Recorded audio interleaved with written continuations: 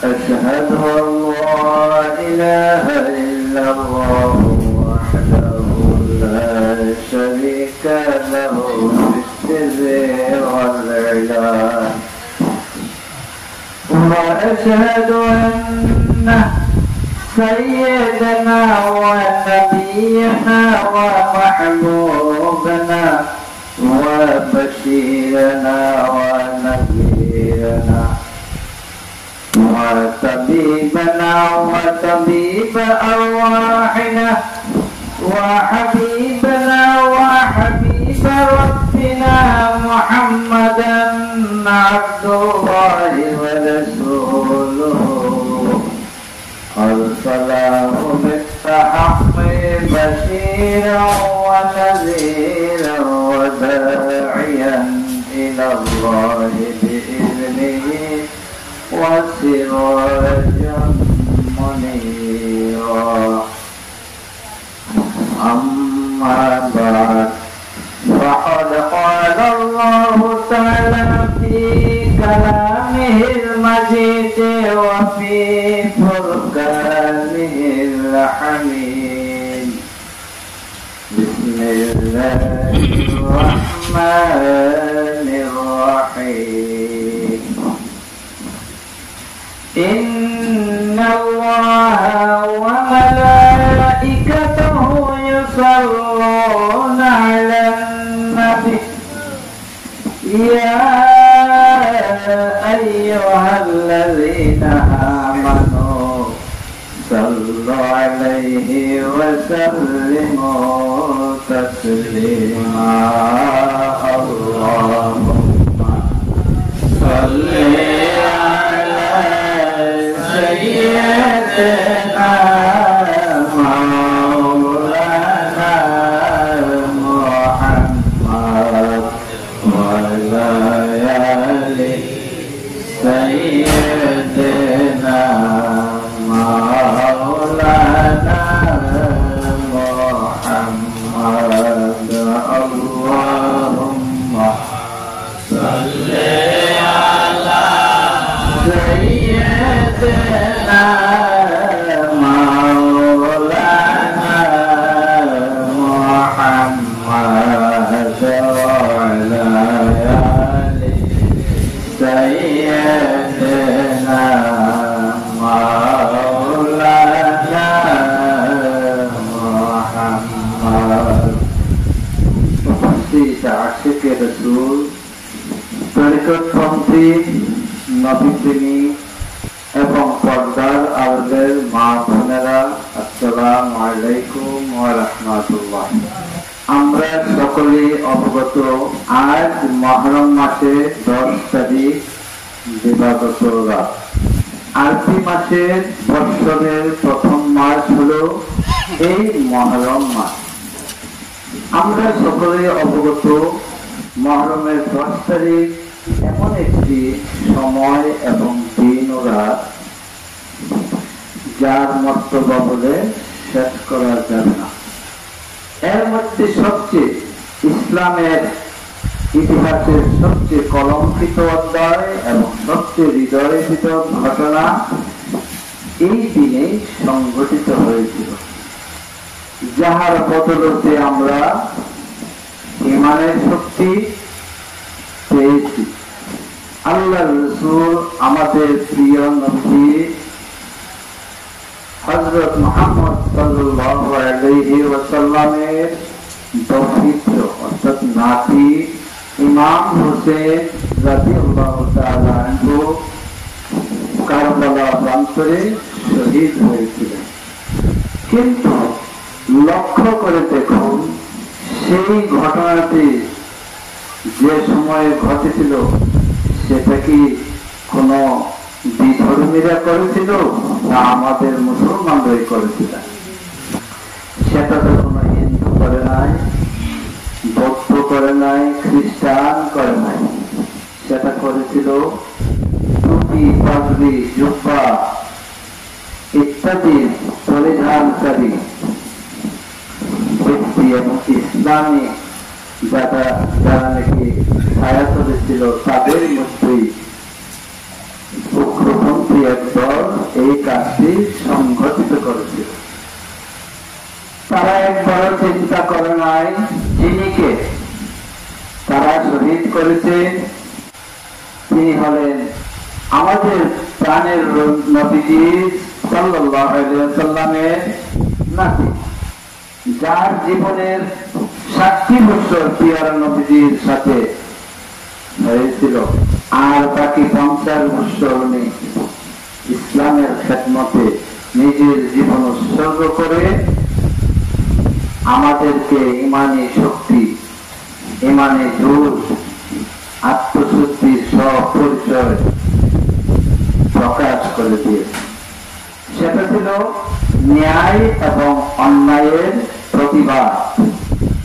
হযরত ইমাম হোসেন রাদিয়াল্লাহু তাআলা আনহু কারবালা যাওয়ার পূর্বে কিছু ঘটনা ছিল। এজিদ যখন সিরিয়ার দামেস্কে অগণতান্ত্রিক পদ্ধতিতে ক্ষমতা দখল করেছিল, তখন সে ফরমান জারি করল মদিনা এবং অন্যান্য সকলে তার বয়াত হওয়ার জন্য। তখন ইমাম হোসেন রাদিয়াল্লাহু তাআলা এর প্রতিবাদের জন্য দাঁড়িয়ে গেলেন। তিনি বললেন, কুফাবাসী আমাকে আমন্ত্রণ করেছে, আমি সেখানে যাব। আর এই যাওয়ার পথে ওনার সঙ্গে ছিলেন মোট 72 জন। এদের মধ্যে 40 জন ছিলেন পুরুষ, 32 জন ছিলেন মহিলা এবং শিশু। কিন্তু সেই কুফায় যাওয়ার পথে ইবনে জিয়াদ বাধা সৃষ্টি করল এবং সে ঘোষণা করল ইমাম হোসেনের মস্তক মোবারক যে আনতে পারবে তাকে পুরস্কৃত করা হবে। তারপর যখন উনি নির্দিষ্ট স্থানে পৌঁছলেন, তখন ছিল প্রতিপক্ষের বিরাট সৈন্যবহর, যার সংখ্যা অনেকে বলেছেন যে 6000। এখন এই 6000 সৈন্যের সাথে 72 জন যুদ্ধ করা কি সম্ভব? তারপরে উনি বিচ্যুত হন নাই ইসলামের খেদমতের জন্য এবং নিজের জীবন উৎসর্গ করে দেন। আর এই ইবনে জিয়াদ সে ঘোষণা করল তার মস্তক কর্তন করো। তখন তার সৈন্যবাহিনীরা মস্তক কর্তন করে একটি পাত্রে নিয়ে রওনা হলো জিয়াদের কাছে। আর জিয়াদ তখন সিংহাসনে বসেছিল, আর তার লাঠি দ্বারা নবীজির তৌহিদের মাথা মোবারককে খোঁচানো শুরু করলেন, দাঁত গোলাকে খোঁচানো শুরু করল। কত বড় নৃশংস! আর সেটাই আল্লাহর নবীজি এত আদরের, এত স্নেহের নাতির এত বড় হত্যাযজ্ঞ, ওনার কি একবারও কষ্ট লাগে না? আর ওনার আত্মত্যাগ আমাদেরকে জীবনের পথ দেখিয়েছে। যদি কেউ সেটাকে অনুধাবন করে তাহলে সে সফল কাম হবে। এই কারবালার এত হৃদয়ের ভিতরের ঘটনা যা বলে শেষ করা যাবে। কেননা এই দুনিয়া এমন একটি ঘর যাহা ইমাম হাসান এবং হোসেন রাদিয়াল্লাহু তাআলা আনহুর সাথে গ্রেফতারি করতে দ্বিধা করে না। আর আমরা তো সামান্য নগণ্য ব্যক্তি, আমাদের সাথে করা হবে না, সেটা কি ভাবা যাবে? কখনো। আমাদের একান্ত প্রয়োজন ইমাম হোসেনের আদর্শে আমরা যেন আদর্শিত হতে পারি, তার অনুসরণ আমরা যেন শেষ পর্যন্ত করে যেতে পারি। সেটি আমাদের একমাত্র কাম্য হওয়া একান্ত প্রয়োজন। আর একটা জিনিস আমি বলবো, মূলত আমরা সবাই মুসলমান। মুসলমান জাতির মধ্যে অনেক দল বর্তমানে দেখা যায়।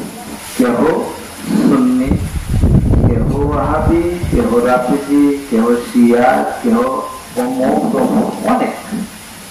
সেটারও একটা কারণ, প্রত্যেকটা দলেরই একটা মূল নীতি আছে, আদর্শ।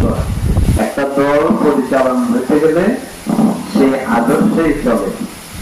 আমরা যে আদর্শে আছি, আমাদের আদর্শ আমরাই সঠিক। ঠিক প্রত্যেকের বেলায় চেষ্টা করে যে আমরা সঠিক। তাহলে পেয়ারা নবীজি বলছেন ৭৩ দল হবে। এখন সবাই যদি বলে আমি সঠিক তাহলে তো আর ৭৩ দল নাই, সবই সঠিক। আমরা চিন্তা করব পেয়ারা নবীজির আদর্শে, পেয়ারা নবীজির পথে যে চলা আমাদের, সেটাই হবে আল্লাহর পথে চলা।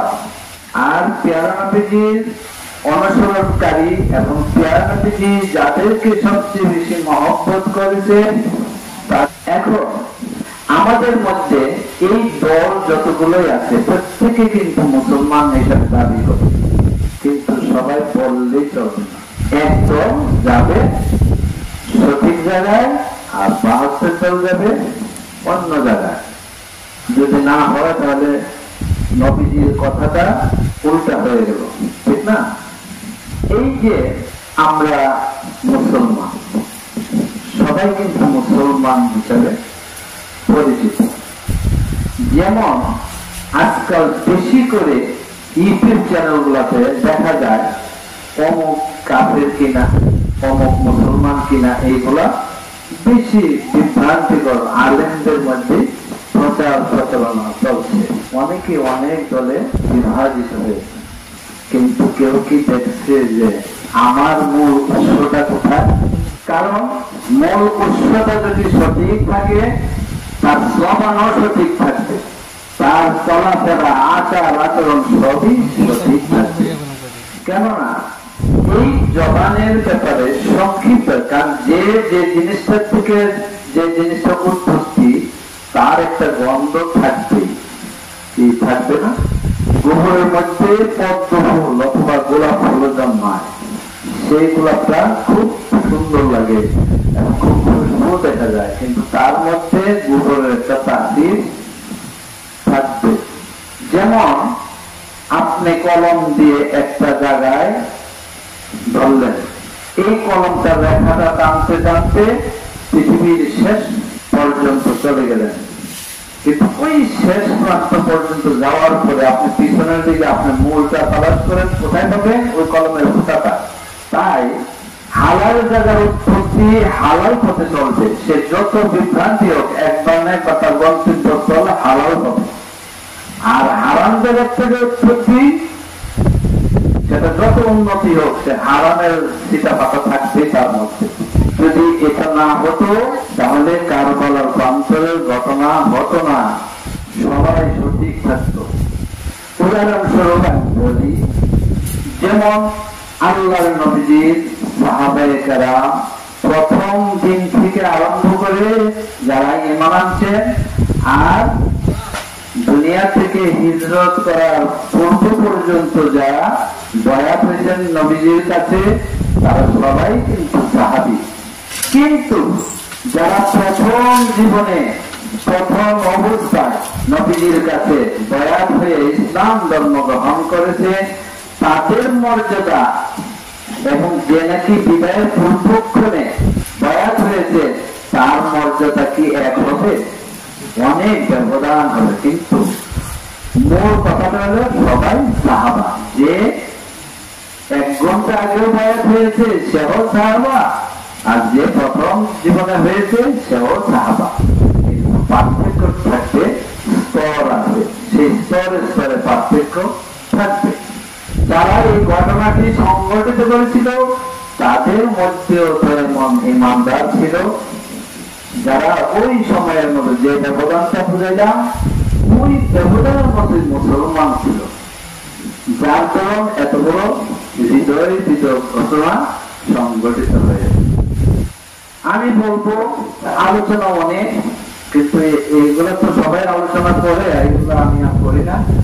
আমরা ইমাম হোসেন রাদিয়াল্লাহু তাআলা কে মহব্বত করব, ওনার বংশধর যারা আছেন আহলে বায়াত তাদেরকে আমরা মহব্বত করব, সম্মান করব, হৃদয়ে ধারণ করব, সেটি আমাদের একমাত্র উদ্দেশ্য থাকা দরকার। তাই আল্লাহ পাক আমাদের সকলকে এই বিষয়ে ভালো মন, মস্তিষ্ক এবং ভালোভাবে চলার তৌফিক দান করুন, এই কামনা করি। ওয়া আখিরু দাওয়ানা আনিল হামদুলিল্লাহি রাব্বিল আলামিন।